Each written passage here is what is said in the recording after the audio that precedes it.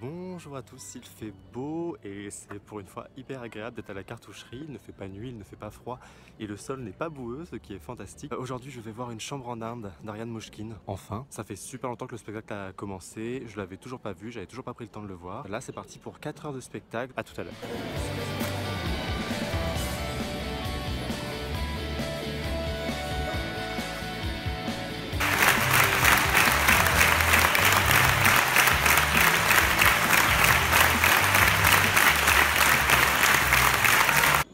Bon, juste une petite réaction à chaud parce que je suis complètement ému en fait.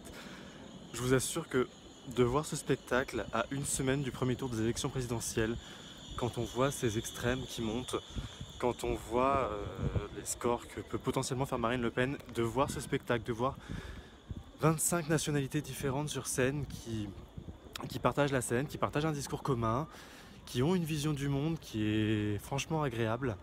Et bah ça fait vraiment chaud au cœur et c'est franchement très émouvant. Le sujet de cette pièce, c'est le théâtre. À quoi ça sert le théâtre aujourd'hui? C'est tellement futile, c'est tellement inutile comparé à ce qui se passe dans le monde. On parle de l'argent de la culture qui pourrait nourrir des familles. Pourquoi continuer à faire du théâtre? Pourquoi par exemple vouloir sauver le Terukutu qui, selon la pièce, est un théâtre de basse caste qui n'intéresse plus personne, même en Inde? Pourquoi on fait du théâtre au lieu de faire du profit? Et bah franchement, quand on voit Une chambre en Inde, on comprend pourquoi on se bat encore pour le théâtre. Alors non pas que le spectacle soit très novateur esthétiquement, c'est même d'ailleurs plutôt assez classique dans l'ensemble, mais très réussi. Le décor est sublime et la création de lumière est vraiment très très belle. On va jusqu'à simuler l'aube qui traverse les volets. On a vraiment l'impression d'être dans une chambre en Inde, le soleil qui se lève et la chaleur, enfin, on ressent tout ça. Mais de toute façon, l'enjeu c'est pas l'innovation scénique, l'enjeu il est pas là. L'enjeu c'est de définir la position de l'artiste en France. La position de l'artiste dans un pays qui a subi plusieurs attentats, un pays où l'islamophobie, l'homophobie, le racisme, tout ça, ça monte tranquillement. C'est aussi se positionner dans un monde où les femmes et les hommes ne sont pas encore égaux, avec une petite variation selon les pays quand même. Alors, le dispositif dramatique. On est dans la chambre de Cornelia qui cherche une vision pour faire le spectacle que lui a confié Monsieur Lear qui vient d'être arrêté. Cornelia, Lear, hashtag Shakespeare. Bon, en fait, cette situation, elle est complètement prétexte à l'exploration de différentes scénettes, de différents sujets. Parce que en cherchant des thèmes pour le spectacle, elle va forcément traverser toutes les problématiques du conflit international. Toutes les scénettes qui illustrent ça sont permises uniquement parce que Cornelia est souvent dans le rêve, dans la recherche d'une vision. Ce qui est intéressant avec le rêve, c'est qu'il permet aussi de se faire rencontrer les différents conflits, ce qui donne un imbroglio de guerres et d'attentats qui n'ont plus vraiment de sens. Tout est mélangé, un peu comme on peut le voir à la télévision, un peu comme dans les médias. Et puis, ça montre aussi le vertige que peut avoir l'artiste face à toutes ces recherches qu'il fait lorsqu'il cherche un thème. Quand on va beaucoup trop loin, quand on dérive complètement de notre sujet. Alors, l'autre point fort du spectacle, c'est l'intégration du Terukutu, ou peut-être Terukutu, je sais pas, qui est donc une forme du théâtre indien traditionnel. Là, dans Une chambre en Inde, son intégration, elle se fait par le théâtre dans le théâtre. Il y a vraiment un nouvel espace scénique qui se dessine avec un nouveau public aussi. C'est-à-dire que nous, public de Une chambre en Inde, on se retrouve au second degré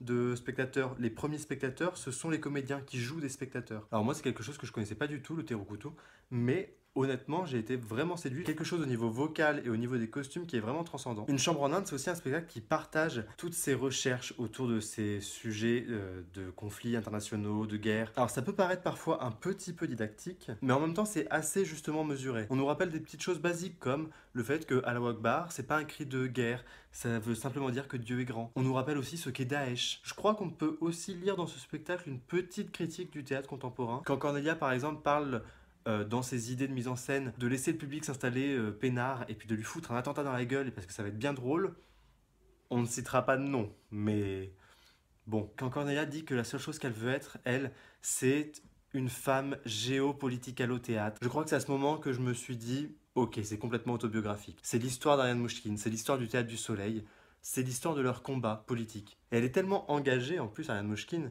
que pour tout vous dire, au début du spectacle, là on est à une semaine des élections présidentielles, elle a dit au public qu'elle avait laissé des formulaires de procuration de vote à la librairie, qu'on pouvait aller remplir si on n'était pas à Paris dans une semaine et qu'on voulait faire notre procuration et qu'on n'avait pas eu le temps d'aller au commissariat. Je trouve que c'est fantastique. Je sais que le spectacle est quasiment complet, mais si vous pouvez trouver une place, allez-y. Ça fait vraiment du bien, d'autant que on ne sait pas quels vont être les résultats des élections et peut-être qu'on aura envie de revoir Une chambre en Inde dans quelques semaines.